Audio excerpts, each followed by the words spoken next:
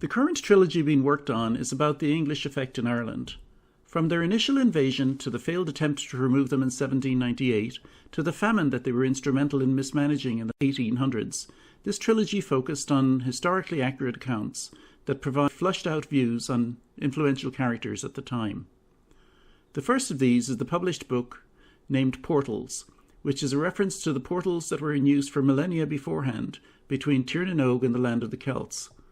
The arrival of the English and their insatiable desire for wealth, land, and the search for a fountain of youth caused severe damage and loss to the Celts and a threat to Tirnanog that ultimately would lead to its closure.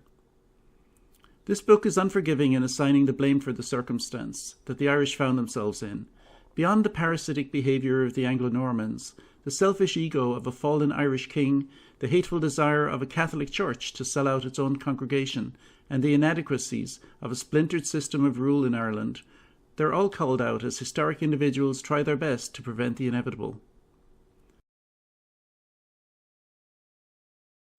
The second book of the series, entitled Informers, provides an insight into the failed rebellion of 1798.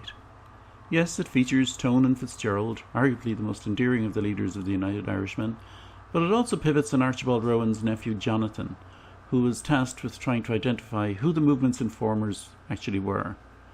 The fact that this was a glorious failure, as defined in history, tells you that the effort at identifying informers was largely unsuccessful. But the story also highlights the efforts of Dublin Castle's intelligence unit, led by Edward Cook, and the rather vicious General Lake in making sure that Ireland stayed part of the United Kingdom.